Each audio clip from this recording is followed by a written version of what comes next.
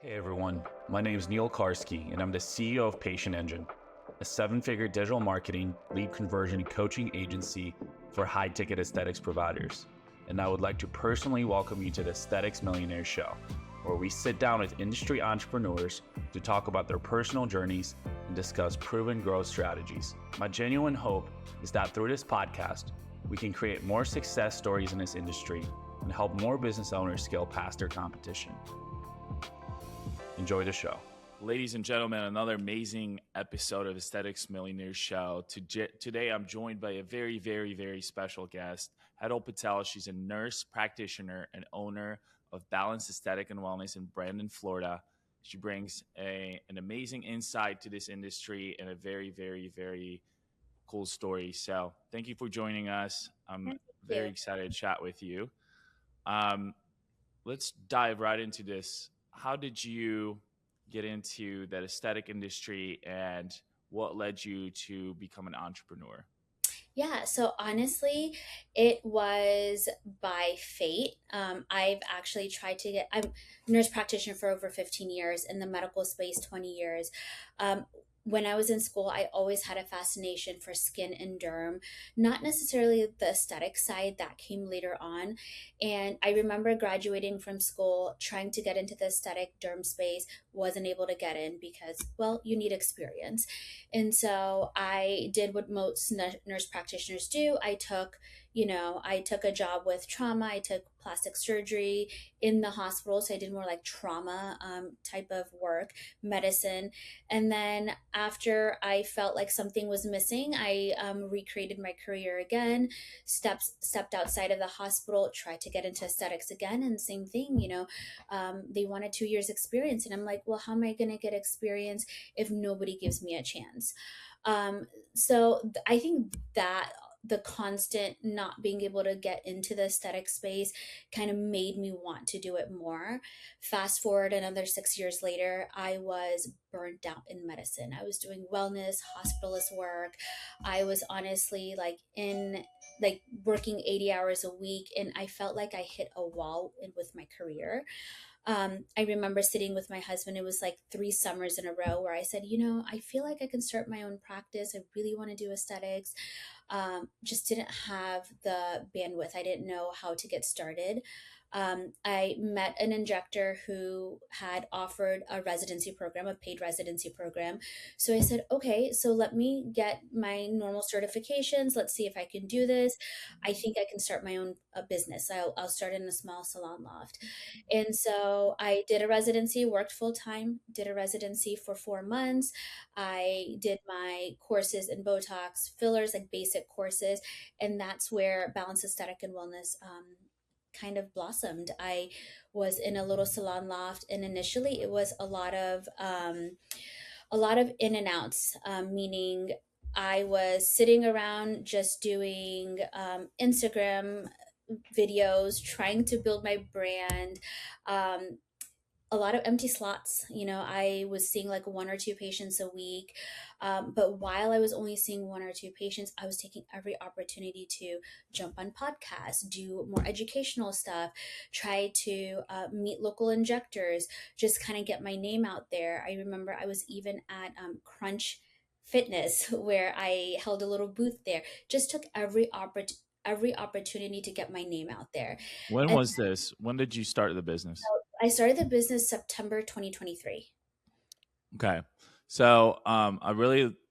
It's very interesting what you said. So a lot of nurses obviously are very burnt out, turned out in the insurance, hospital Mhm, setting. mhm. Um, and it leads them to this space often. I have a couple quick questions. So, one, what do you think that since a lot of nurses, there's this kind of like this stigma in our industry where a lot of people, a lot of people maybe like look down upon nurses because Mhm, they're not like doctors in some ways and starting these medical aesthetics practices. mhm. Like, what would you say to that? Because I know I have a lot of clients who are NPs who own these types of businesses as well. But What would you kind of say to that? I would love to cover So that topic. absolutely. I mean, honestly, like I still feel imposter syndrome all the time. But I can tell you my first for 10 to 12 years of my practice, I was autonomous. I was seeing my own patients. Mind you, it wasn't in the aesthetic industry, it was more in the medicine world. And so I built a rapport within the medical community already.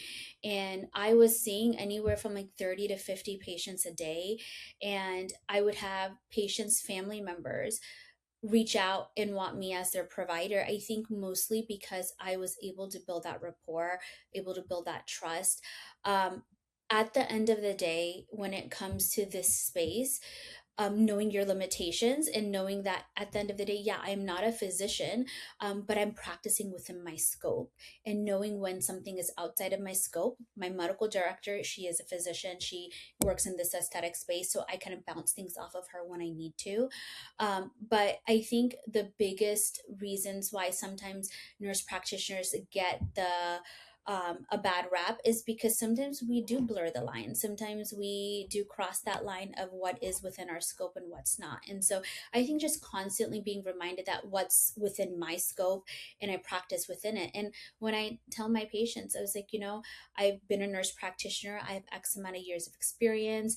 My sole job is to take care of you, to give you more, to leave you more educated than you came in. And I think that just opens up the door for better care, because they don't have to get services with me, but I think just having that transparency, that triumphs whether you're a physician, whether you're a nurse practitioner or nurse injector, etc. Gotcha. And at what point did you make a decision that you wanted to start your own business? Like, let's go back to like that breakthrough moment where you're like, F this, I need to do something for myself. Mhm. I need to do something that's bigger beyond me. I need to challenge myself more, because starting a business is one of the most difficult things you'll ever do in your life. One of the most rewarding, one of the most gratifying journeys. It makes you level up in many different ways. But what was that breakthrough moment? So, vulnerable moment for me, but it was postpartum depression. It was after I had my second baby. My daughter was a little bit older. She was like 6 or 7. I think it was my upbringing where I was put into a box and I was told that you as a woman should not be doing X, Y, Z. And it's the culture I grew up in. And I think when I went through that whole postpartum depression, I was at my lowest. I was a lot heavier. I wasn't taking care of myself. And then it was an epiphany earlier that year. I started taking care of my nutrition. I started exercising more. I started focusing on my health. And I kind of looked at my daughter and I said, I never want you to ever feel like that there's a ceiling you can't break through. And I was miserable. I was not a good mom. I mean, other people would say I was, but I felt like I wasn't my happiest self. And I think that bled through on my relationship with my husband, with my kids, and I think just in general my friendships and stuff. And so I it was actually my husband who said, you either do it or you stop complaining. Because at that point I said, I have my own practice within a practice right now. Why wouldn't I be able to do it on my own? I think I wasn't expecting, I don't think at that moment in time I was thinking I was starting a business. I was just like, oh, I'll start this small gig on the side. I'll work part-time, I'll see patients part-time. And then it just turned into a full-time thing when I had patients sitting in my chair saying, you changed my life. And I think that was the transition of when I really became an entrepreneur. But for me, my breaking point was, it's not just my job that I was miserable in, it's just my upbringing that I couldn't do it. And so I've always been like, oh, okay, so watch me. And so I think that, and then knowing that I have 2 kids now I brought into this world, and I never want them to think that their mom had to give up on something to fit into a box. Gotcha. Um, that's awesome. And when you first started out, was it only like Tox? Was it tox and fillers? Were you doing any other facial aesthetic things? Yeah, so in the beginning, it was mostly just tox and lip filler, and then I was doing a lot of nutrition coaching because through my own transition, I became a nutrition coach, a weight loss specialist. So I was doing a lot of like nutrition coaching, weight loss in the so that was majority of the practice, and then tox and lip filler. Not too much facial balancing or anything like that. I was still like in the process of getting over the imposter syndrome. But after, I would say, about 6 to 7 months, it started with one area, led to two areas. Now mostly everybody that sits in my chair, I'm usually doing a full facial approach. And I have lasers now, so I'm using multimodalities on really treating somebody. I do a lot of hormone replacement, a lot of perimenopause and menopause care. So it's I yes, it's an aesthetic practice, but we do a lot of holistic work. And I think that's what our practice stands out a little bit more because it's more of a functional meets artistic um, aesthetics.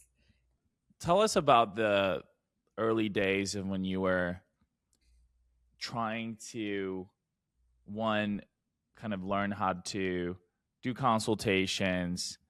How did you learn how to master consultations to get people from, like you said, maybe just one area into like a whole treatment plan?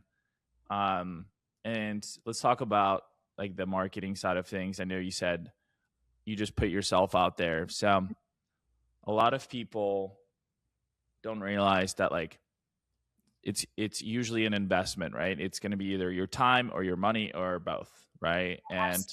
Absolutely. And then you initially you just spent a lot of time, right? Mhm. Like you said, you were networking, setting up booths, events, putting yourself out there in front of people. So, and that So was and that was about 3 years ago, correct? that was about 3 years ago. Yes, September will be 3 years. I would say I stopped getting into people's pockets. I think that's where the biggest change happened. When someone sat in my chair, I would almost guess how much money they would be able to spend. And so that would limit my consultations. And it was almost like I felt like I had to give somebody a deal to add on a second area.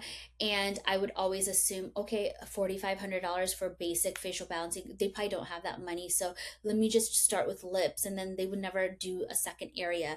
So where my transition happened was where I said, it's okay if they say no, but I need to continue to be like, if I was sitting in that chair, what would I want someone to tell me?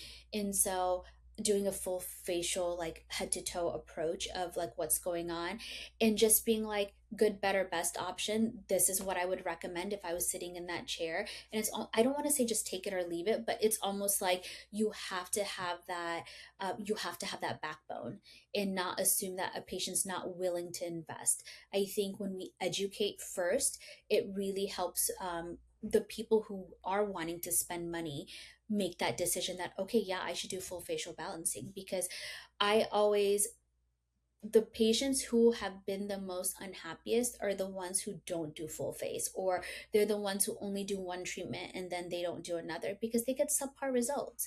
And so just starting your consultation off with, I know you're only here for Botox, but let's talk about the aging process. Let's talk about what happens. You lose volume, you lose structure. This is what happens. And then it opens up oh yeah, I've been noticing that. Okay, so now we've already opened the door that, okay, this second thing bothers her. It's not really the wrinkles on her forehead, it's the sunken in look. Her jawline is not, what it used to be. She's having jowling and stuff. And it opens up the conversation by just simply educating. And then when they start saying, yeah, all these things bother me, I said, okay, so let's look at it. When we're doing corrective work, it usually requires multimodality. But when we do multiple things, you will have much natural results. And so I start every consultation the same way. I have a full treatment plan paper. We go head to toe. I take pictures, and we, even if it's only Botox, Rarely ever do I have patients only booking for Botox. We always, if they're calling us, we're always booking them for a facial consultation and allowing an extra amount of time if they do want to get Botox. So that way I have that 30 minutes that I'm talking to them, talking about the full facial, educating, collagen loss, all of the things that sometimes you can't get in a 15-minute Botox appointment. Um, that's awesome. And I think that um, I think with the saturation of providers in our industry, with the industry doubling in size over the last 3 years, I do see. I think the common denominator of my most successful clients and my most successful guests is the fact that they're really not allowing, or not, I wouldn't say not allowing, but they're not enabling their clients to just like tell them what to do, right? It's more so like, hey, I want to be honest with you. I want you to get the best results. I want to rewind things a little bit so we can actually talk about your true pain points and vulnerabilities and get behind the veil of like, I want this promo, or Mm-hmm. I want to just treat this area, etc. And I think that what I see as a big gap is, and I think it poses a problem for all of us in some ways. But what I see is sometimes people get in, maybe the consultation is very much so surface level, or it's not even there, and it's more so like transactional. Mm-hmm. I think it hurts all parties. Oh, it does, absolutely. And I think the other big thing that we've changed is we stopped talking in syringe language. I think that's a big mistake that a lot of when patients come to my practice and they're like, well, I only want one syringe. How much is that? And I try really hard to discourage patients and even my girls that I work with.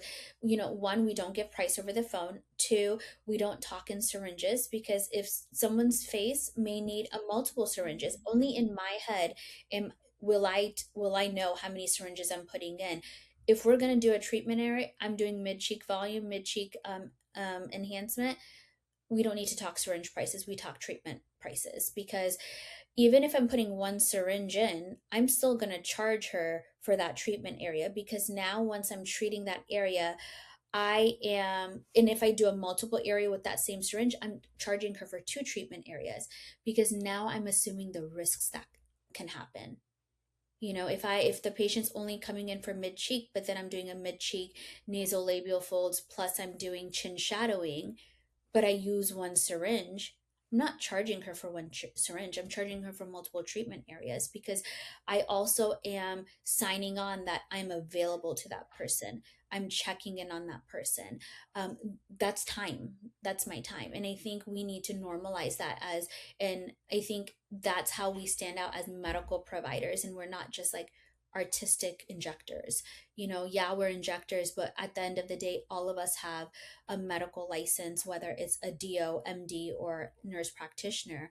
And so I think we are assuming a lot of risks when we're doing multiple areas. So the prices should reflect that. Yeah. Let's talk a little bit more about the follow up and check in process that you've implemented in your practice, because it seems like that's been a big success factor behind the growth of your practice So and your retention.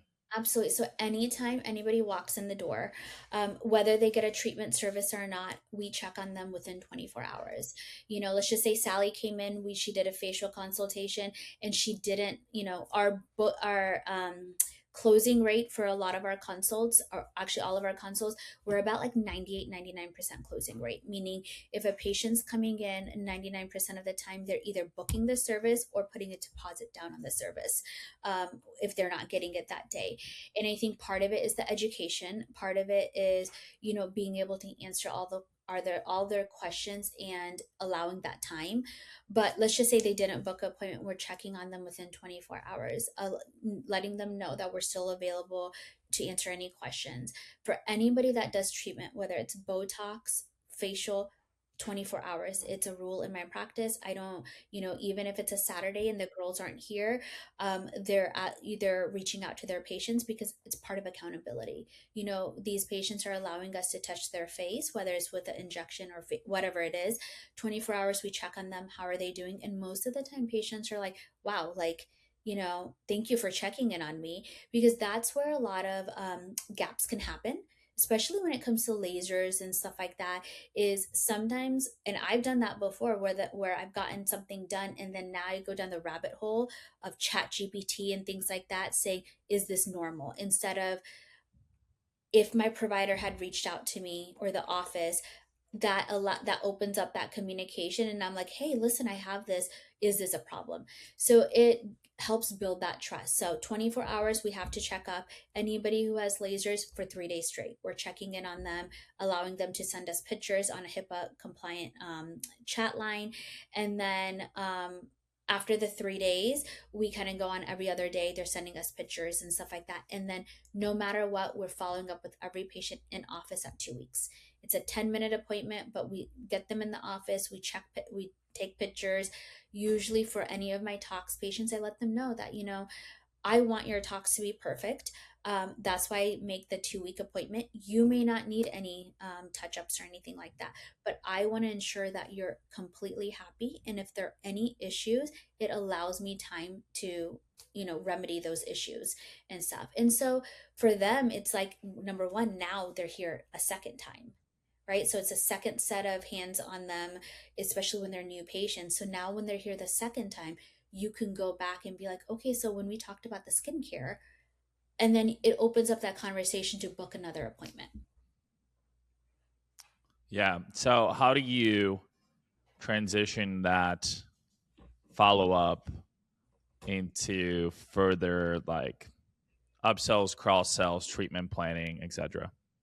One of the things, if time allots it, which we've been pretty good at, is when I have them come back either the second time, if we had ever talked about anything with esthetician, I have my esthetician come in the room with me. So that way they can put a face to the name. And then we usually will say, okay, if it, there's times where patients are like, no, I just want Botox. I'll come back in 3 months. And yeah, those people, you're going to have those in the practice. But for the most part of it, when we're building the plan, it's usually, okay, you've had your Botox, it's been 2 weeks, let's go ahead and schedule a facial, or let's go ahead and schedule your microneedling to get it on the books and stuff. And for the most part, most of the patients are usually like okay with it, or they'll buy their skincare at that visit and stuff. I would say that part of the practice is still a work in progress. I think we've done a phenomenal job of capturing like 90% of our patients, but there's still that 10% where we could do a better job with. Do you feel like you get any pushback sometimes, as far as like the follow-ups, and how do you guys ensure that they actually show up to the follow-up? Because I feel like that's a very Yeah. popular kind of dilemma that people deal with. Absolutely. So it was my first or second summer. It probably was my first summer, where we had so many bookings and a lot of no shows. They had no account, patients had no accountability. And so really it's been about the last 6 to 8 months where we started to book an appointment, credit card on file. At that time, consults were free. Credit card on file, we don't charge it, we don't get to see it, but it's a $75, late cancellation within 72 hours. Well, then what was happening is people were like, okay, we'll put a credit card on file. And then when they didn't show up, we would charge them and they blocked their card. It happened more times than not. And I'm like, okay, so what's going on? So now within the last 3 to 4 months, to book any appointment, it requires a deposit. To book any consultation, it's a $75 charge that can be reimbursed if they don't end up getting services. Otherwise, it's put on as a credit for whatever service they get. And I thought we would get a lot of pushback, but what it does is it filters out people who aren't serious about getting treatment. So when we get people who walk through the door, they're already serious about wanting services and wanting treatment. Yeah, are you going to lose some volume? Absolutely. But what's happening now is like a patient comes in and they're walking out and they're spending 2,500, 3,000 instead of like 300, 400. And so the price of each of the patients is higher because they're committed. When I book a hormone consultation, a weight loss consultation now, it's $150 deposit.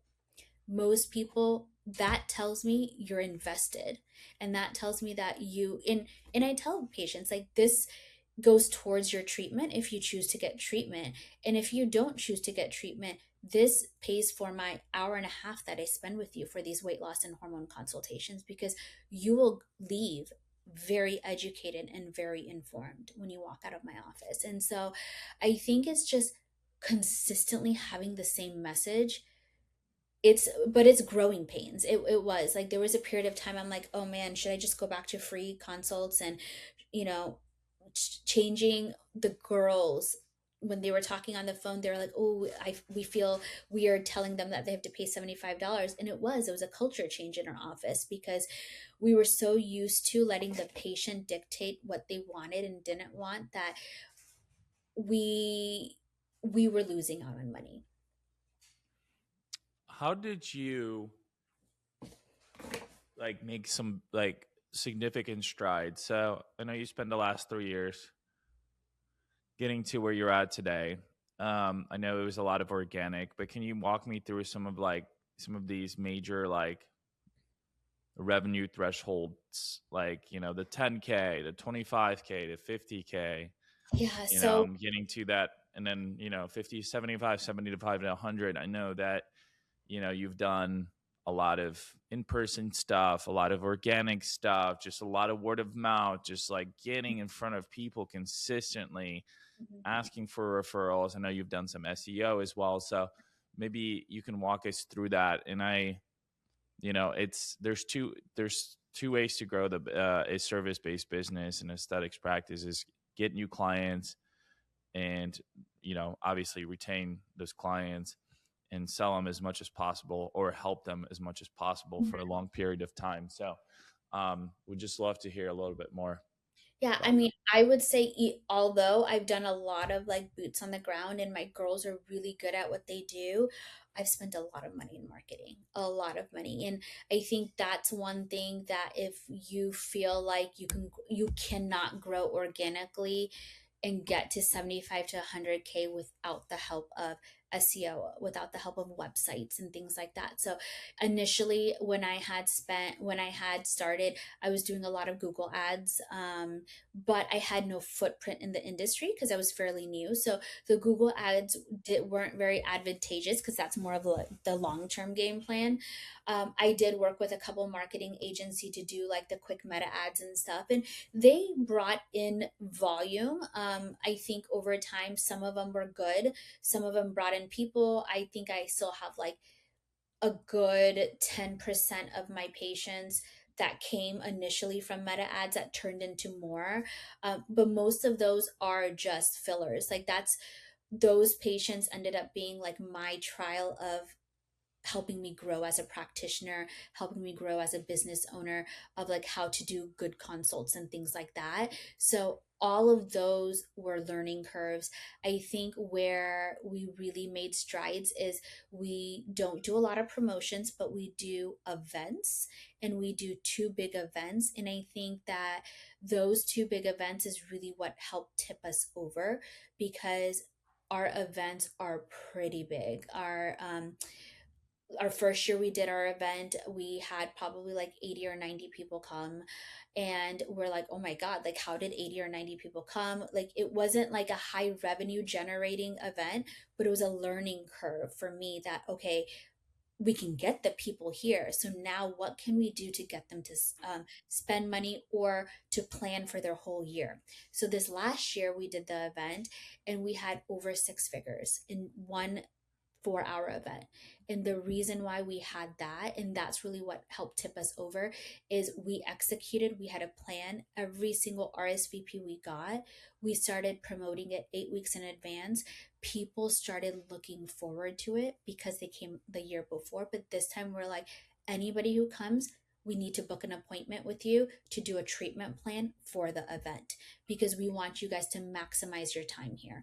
And really, like, people came in with their brochure checking off exactly everything that they were wanting to get and stuff.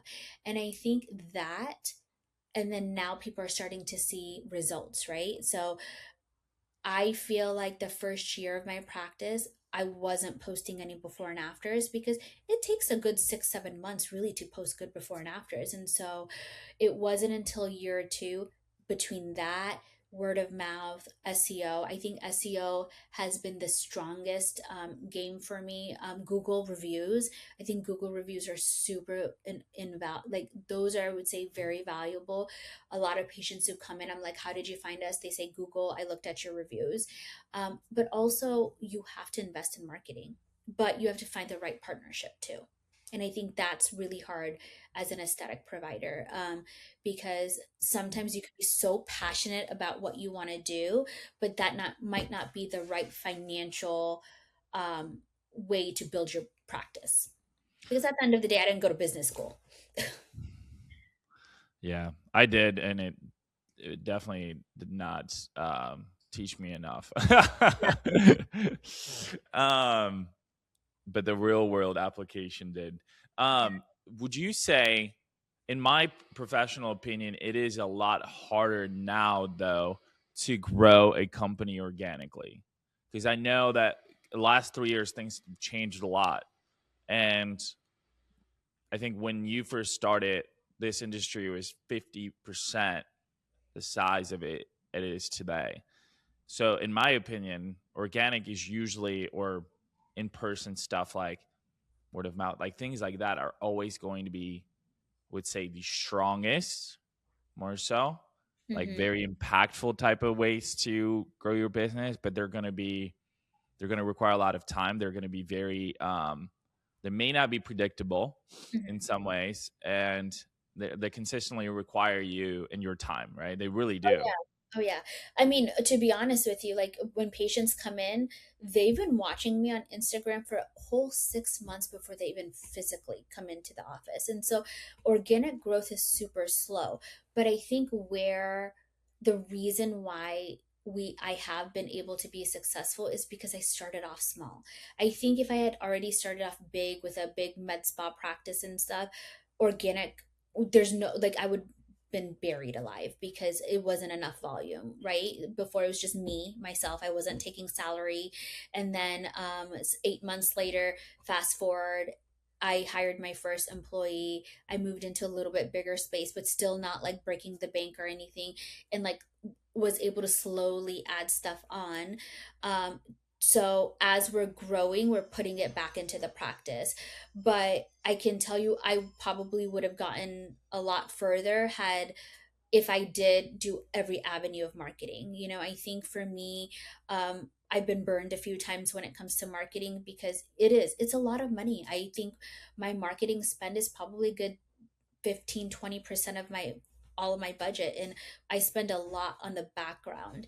And even then, sometimes I'm like, am I making the right decision? Right? You're always gonna question it as a business owner. Summer's coming, and summer's always like, oh, I just hired a new provider, and I've never hired a nurse practitioner before, so this is my first rodeo. So I'm like, okay, so let's see how we can get you booked. Like, I'm giving it like a good 30-60 days of like, let's see what we can do to kind of get you ramped up. And I think we had talked about you know, trying to get her more booked in full and stuff like that. And so right now I just invested almost like 15K into marketing, rebranding my website, upping my marketing, text message and email marketing, because I wasn't doing any of that. We were doing everything in-house. And so I kind of am doing that. I put in money for marketing for social media, so that way we have a presence. So it almost feels like we've grown so much, but marketing is always, it's ever evolving. AI is a big thing now, so it's changed a lot. I mean, before, people were spending a little bit more freely, and then we had those two big hurricanes, and I've seen a change since that. And then now, of course, the economy and everything happening. So I do think organic growth and presence is always going to be a like that's always going to be the strongest way to build your brand. That may not be the strongest way to make money. And I think I'm at the phase right now where I didn't spend enough time building the brand. So I'm kind of backpedaling and trying to build the foundation. So that way, as I scale, the foundation is there before I start layering on more stuff. But how do you think people are supposed to build a brand in the beginning when they don't have a lot to work with? Yeah. No, some people, for me, it was, I always thought Balance Aesthetic was always just going to be Hetal Patel in a little salon loft. And so I think the way I looked at it when I first started is a lot different than what it is. And now it's like, I don't want to be the only face of the practice. I want people to walk in and know that anybody that they see at Balance are competent. They all have the same mission, the same values, that they'll be taken care of. And so I think that as I grew as a person, I think my branding is shifting. And so, yeah, you're right. Because who you are when you first start is not who you are midway. And I'm nowhere near finished of where I want to go. Yeah. I will tell you, like, from my end of things, I invested a lot into my body sculpting brand Mm-hmm. before starting. But for me, like, I had the resources, right? I spent 5K on a website URL, Mm-hmm. iconicspa.com. I was very thoughtful around like my marketing strategy because I just knew, but I find a lot of people, they're kind of like, they make a spur decision. They're like, all right, we're going to run it. Mm-hmm. Do you think that it's important to, in the beginning, to find the right partners and the right, um, I think, well, you said that. You said it's important to find the right marketing partners that you can trust, right growth partners. So how important it is to find the right, maybe potentially coaches or mentors in the beginning. If you do want to scale, because I think for the most part, if you're in business, like, you want to do well, right? You want to continue to grow, and then financially, obviously, and then in some ways, like, the financial is like, the compass, but like, there's so many other things that happen along the way, and that help you improve so many aspects of your life. So do you think it's important to, like, maybe in the beginning, have that support, whether it's, like I said, a growth partner or like somebody to guide you in the right direction? Oh, 100%. I think that's where I guess I was really green. I didn't really know all the layers of support you actually need when you are growing, but then also knowing what questions to ask. I think I was so green that I trusted everybody that said that they wanted to help me. I think that's also the other side that we don't talk enough about.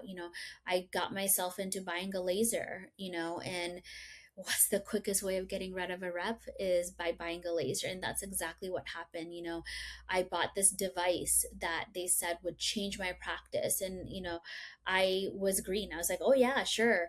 And I bought it and I never saw that rep again until they wanted to sell another device. And I just remember being like, wow, like I got played. And it happened a couple more times, when it came with marketing agencies and stuff. And I think for me, it's just asking the right questions. It's learning. It's learning. And I think it is really hard in the beginning to know who the right partners are. But I have always opened up my practice. So I have a couple of colleagues that are like, we both own med spas and stuff, but we're very transparent with each other. We're only about building each other up. We don't look at each other as competition. And I think that's more than anything, that's what you need in this industry is you need that one or two key players that really just help you, and they're invested in your growth. No jealousy, um no competition, because at the end of the day there's enough people to go around. Even if you say there's more med spas than McDonald's, well, people care about themselves now a lot more. They care about their health and wellness. And I'm sorry, if I can't do something, I'm going to send them to my colleague who does it better. I can't do everything perfect. And I think we need to all be okay with sharing and being okay with, treating each other as partners instead of as competition. So I think that is invaluable, having like one or two players that you can invest, that want nothing out of you. And then yeah, I say building partnership. My laser company I work with now, I only buy from them because of the very reason they're reliable. They're always there. They're a great partnership and stuff. Anytime I have events, they're here to support me and stuff. So if you find somebody in the aesthetic space, keep them, because the grass isn't greener. I think Mm. marketing, as long as they're listening to you, I think more than anything, my biggest frustration is not results, is do they listen to me? Do they understand my branding? Do they understand my vision? That I think is more important. I really like that what you said about finding people that you can trust and connect with. I think that's a big mission behind me doing this podcast as well, is for people to connect. And I do think that the guests I interview, for the most part, are always pretty open to connecting with other people in the industry and sharing best practices. I know that I'm always learning. I know that people learn from me as well. So it's like, it's definitely, like you said, a very more so like mutually beneficial collaborative environment, which is beautiful. Yep. And I do think that if we continue to learn from each other and kind of continue to uphold a good standard of care, of, just like strategies as well to grow our practices, I think that it can really benefit a lot of people. Mm-hmm. Because I do think, my prognosis is that actually there's going to be a lot of, and we see it, we're seeing a lot of people kind of go out of business too, right? And unfortunately, that's what happens when there's a boom, you Mm-hmm. know. And we saw a boom in the last 3 years, and we're seeing a bust, and that's there's many different factors behind it. Let's talk about your vision and like for your growth, and as a 7-figure entrepreneur now. You've been in business for 3 years. You kind of figured out a good way to get new clients in the door. You've been even more thoughtful around retention and getting clients great results so they can refer other people. um what's next for you? Um, you know, I want to be the epicenter for education, for standard of care. My goal is to build a true longevity clinic, not just one that has injectables and stuff, but a true longevity clinic, where someone can come and we are helping them from internal hormonal stuff to external, the whole spectrum of life. And, our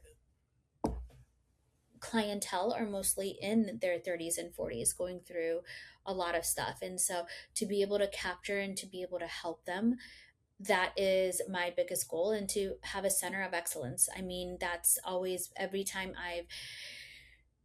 I've had a job, that's always been my motto, is I've always wanted to deliver excellence, good evidence-based care, and educate. And so educating new entrepreneurs, new injectors, to be, to be bold and to get into this space. At the end of the day, someone who shows up on a daily, yeah, as long as you live within your means, you will be successful. Hmm. Would you say that, I think a lot also that I think the big issue that I see, and I've worked with a lot of practices, is the fact that they either, and it's tough because especially if you don't have support, you kind of pull everything out of the business and you don't reinvest. In some ways, you kind of treat it as a little bit, they call it like a ATM business. Mm, so But exciting.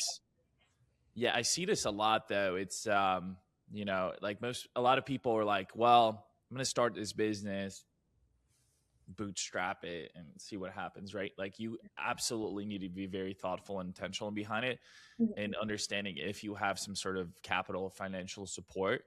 But I see it a lot. And as people grow, and like you said, live within your means. It's I know I've had a lot of I have a lot of friends who are very successful 7 8 figure entrepreneurs, and also a lot of coaches who basically said, hey, and you see this all the time from successful people, is like, just because you're growing and making more money doesn't mean you have to just like, you know, like excessively upgrade your lifestyle or acquire material possessions. So I think being thoughtful and mindful around like reinvesting in your business, making sure that you are there's, because the reward usually comes, but it comes down the road, right? Absolutely. Nothing has, I mean, if anything, we live like we were sort of in college. Every everything in our business has stayed in our business. We don't pull anything out. Everything is reinvested back in because it's like a baby. You will never know that we make 7 figures because my lifestyle hasn't changed. Actually, it's changed for the worse because we don't take vacations and stuff like we used to, because it's a short term. You give that up short term because you're working for the bigger picture. We don't do lavish things. We're really focused on growing the business and stuff. Like, trust me, I would love to go get like a nice person stuff, but I don't, that's not where my mindset is right now. My mindset is the business needs to grow. Business has to sustain itself, and it takes a lot. I think people see money coming in and they automatically assume you have a med spa, you must be like well off and stuff. I think if you play it the smart way, yeah, later on it comes, but I can tell you right now, like, just because we make 7 figures doesn't mean that, we're living this like amazing lifestyle and stuff. It's that 7 figures came because we kept reinvesting back into it. And even now, in order for me to scale, I have to be able to cut back even more because you have to save that money to be able to scale if I want to keep growing. Absolutely. So what is like you said, what is that what's that next step? Like you said, hey, we're sacrificing the short term for long term, and I know you do some education and consulting for other aesthetics providers, and hopefully you continue to do that. So I guess two questions that are going to be morphed into one as we kind of wrap things up a little bit. You said you wanted to have a truly integrative practice. I do believe that obviously that longevity um, strategy is the right strategy. I think I always tell people, like people always ask me like, Neil, why don't you guys at Patient Engine do a lot of more of that Mhm. advertising? And I tell people, I think people are just still like the vanity market so much better than the wellness and the you know I think the wellness is something that is like really happens in like behind closed doors, where you have these really thoughtful, vulnerable conversations, and you kind of getting down to the roots of it all, because that's the stuff that truly matters. Mhm. So that's why we still stay with some of the body and face aesthetics, because it is a lot, the cost per acquisition is just so much lower. So with that said, like what is that vision? What is what is that long term reward that you're kind of, or maybe goal, or that you're going towards with this short term sacrifice that you're doing right now? I mean, like I said, for me is when I look into the future, I'm looking at one big, I don't want to have multiple locations. I think, for me, I'm content with one, I call it a mega location, but like a big location where we have different practices within a practice, meaning it's we have the longevity side, we have the health and wellness side, and then we have the aesthetic side, and it's all married into one. And we have our different, sectors and stuff like that. But I wellness and functional medicine, HRT, all of that stuff, it's not vanity. It's more of like, in the ROI isn't high on those things. But what I have found is when I've been integrating that, when people feel good, they want to look good.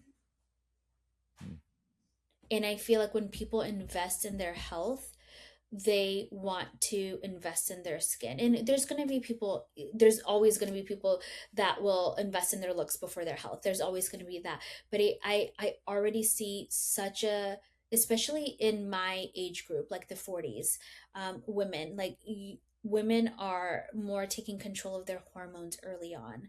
They're more educated on perimenopause and what's going on. And just being educated in that opens the door of like, because there's not many people who specialize in it. There's not many people who understand it. And so I don't advertise any of it. It's all that has actually all been word of mouth. But when you make that impact, that trickling effect, that I feel like that's the future.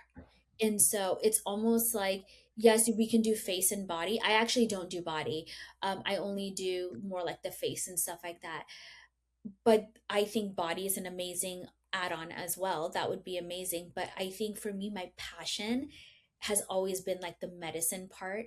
And so I think for me, my future is, I want to be that epicenter of a functional longevity clinic, but with having, like, not everybody is going to want to be a business owner. Not everybody is going to want to invest all of their savings into opening up a business. They might not have the resources, but they want to have some sort of a practice.